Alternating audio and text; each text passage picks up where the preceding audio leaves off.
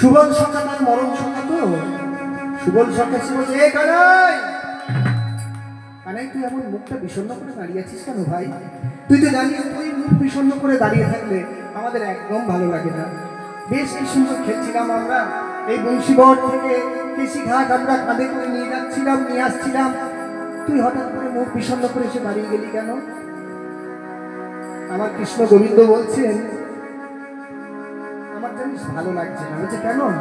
বলছে সুবল জানিস আমার যখনই তোকে দেখি না আমার রাধাবদন মনে পড়ে যায়, আর রাধাবদন মনে পড়ে গেলে আমার আর খেলতে ভালো লাগে না।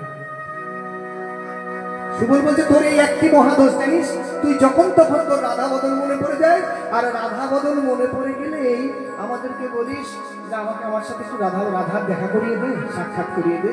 আমরা কি বসে আছি তোর সাথে রাধার সাক্ষাৎ করাবার জন্য? তোর খেলতে আসার দরকারই বা কি? দেখ সুবল অমনি করে বলিস না, তুই তো জানিস রাধা ছাড়া আমি শক্তিহীন, রাধা ছাড়া আমি থাকতে পারি না। রাধা নামের সাধা আমার, এই কৃষ্ণের গোটা দেহটা, গোটা আত্মা পরমাত্মা সবকিছু রাধা দিয়ে সাধা। তাই অনেকক্ষণ ধরে রাধার সঙ্গ না পেলে আমি থাকতে পারি না, জানিস তো।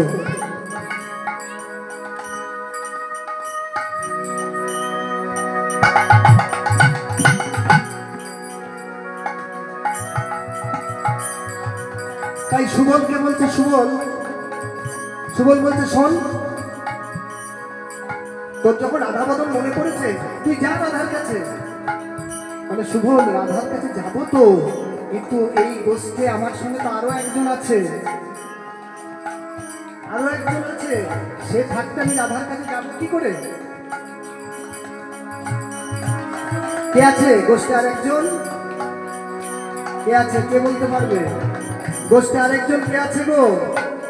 গোষ্ঠে আছে বড় দাদা বলরাম। বলছে আমার দাদা আছে না, আমার দাদা থাকতে আমি যাবো কি করে? দেখুন ভগবান বলছে বলরামকে, বলরাম হচ্ছে অনন্তনাথ, ভগবানের সব থেকে প্রিয় ভক্ত, কিন্তু যেহেতু লীলা করতে এসেছেন, এসে দাদার মর্যাদা দিয়েছেন।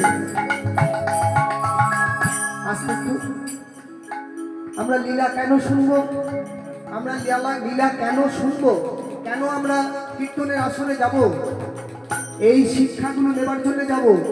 ভক্তকে দাদার আসন দিয়েছেন, লীলা করতে এসে ভক্তকে দাদার আসন দিয়েছেন। তাই বলছে ওই দাদা থাকতে আমি তো কৃষ্ণর কাছে, আমি তো রাধাবদন দেখতে যেতে পারবো না। আর বলরাম এদিকে বলছে ও কি অন্যায় যে করেছি দাদা হয়ে এসে, হে প্রভু তুমি আমাকে তোমার দাদা করে নিয়ে এসছো, বড় ভাই করে নিয়ে এসছো, তার ফলে কি হচ্ছে আমি তোমার কোনো লীলায় অংশ নিতে পারছি না। প্রভু তুমি আমাকে কেন বড় ভাইয়ের আসন দিয়ে এখানে নিয়ে এলে? আর অন্তর্যামী ভগবান শ্রীকৃষ্ণ মনে মনে জানতে পেরে বলছেন চিন্তা করো না দাদা, এই দাপুরে এই জন্মে যখন তোমাকে দাদা করে নিয়ে এসছি তুমি আমার কোনো লীলায় অংশ নিতে পারছো না, আমার লীলা প্রত্যক্ষ করতে পারছো না, তাই তুমি এত দুঃখ পাচ্ছ। এই আগত কলিযুগে যখন আমি গৌর হয়ে যাব তখন তোমাকে আর এই দুঃখ সহ্য করতে হবে না। আমি গৌর হয়ে গিয়ে যে লীলা করব সেই লীলার তুমি প্রথম, সেই লীলা তুমি জানবে, তারপরে জগৎবাসীকে তুমি সমস্ত লীলা জানাবে। তুমি হবে আমার আশ্রয়, জীবের আশ্রয়, আর আমি হব জীবের বিষয়। জীব তোমাকে আশ্রয় করলে তবে আমার বিষয়, আমি গৌর নামক বিষয় পাবে, আর গৌর নামক বিষয় করলে তবে জীব ব্রজধাম যাবে। তাই গৌর হরিবোল। তো দাদা বললাম বলছে ঠিক আছে কানাই, তুই তো রাধার সঙ্গে দেখা করতে যা, লীলা মাধুরী রচনা কর, আমি এই ঘুমোলাম। যখন তোর কলিযুগে যাবার সময় হবে তখন আমাকে দাদা চৈতন্য হোক বলে উঠাবি, উঠিয়ে তোর সঙ্গে করে কলিযুগে নিয়ে যাবি। এখন আমি ঘুমাচ্ছি। তাই বলরাম গাছের তলায় শুয়ে নিদ্রা গেলেন। তখন সুবল বলছে চা, এই তো দাদা ঘুমিয়ে গেছে, আর ভগবান যাচ্ছে। সখাগণ সঙ্গ ছড়ি যদুনন্দন,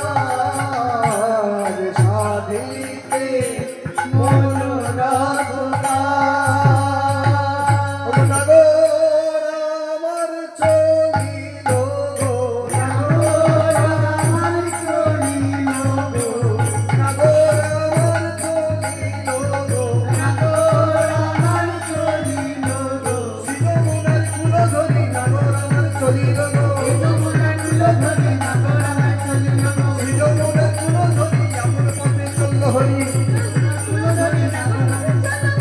যমুনার কুল ধরি আমার পথে চলল হরি যমুনার কুল ধরি আমার পথে যমুনার কুল ধরি নাগর মাটি চলিল হরি নাগর আমার চলিল রে সাধিতে মনোরাধ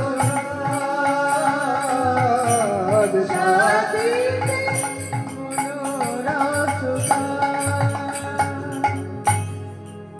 এসে যমুনার কাছে উপস্থিত হয়েছে। যমুনাকে দেখে বলছে এই তো আমার যমুনা।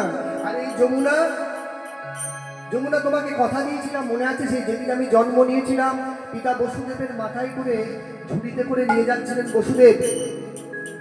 এই নদী পেরোবার সময় তুমি আমার চরণ স্পর্শ করবার জন্য জল বাড়িয়ে দিয়েছিলে, আমি তোমার গর্ভে পতিত হয়েছিলাম, তুমি আমায় ছাড়ছিলে না।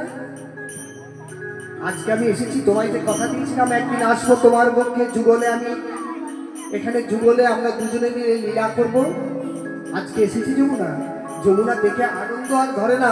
যমুনা বলছে এই তো আমার গোবিন্দ চলে এসছেন, এখনই লীলা হবে। তাহলে বাসিকে বলছে ওরে আমার বাসি রে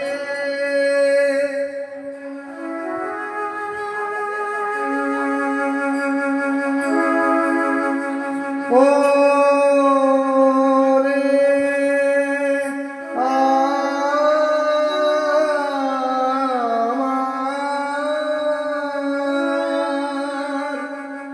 ওরে আমার বাসি রে যাকে রাধা রানীকে ডেকে নিয়ে আয়, নইলে এই লীলায় আমি সাধব কি করে, এই লীলায় আমি সাধব কি করে।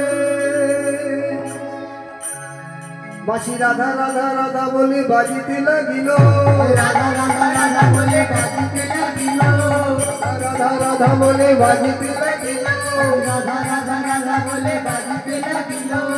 যে শোনবার তার কোণে বাঁশি শুনে গেল, এই শোনবার তার কানে বাঁশি শুনে গেল, যে শোনবার তার কানে বাঁশি চলে গেল, এই শোনবার তার কানে বাঁশি শুনে গেল। বাঁশি ডাকিতে লাগিল, বাজিতে লাগিল, রাধা রাধা রাধা বলে ডাকিতে লাগিল।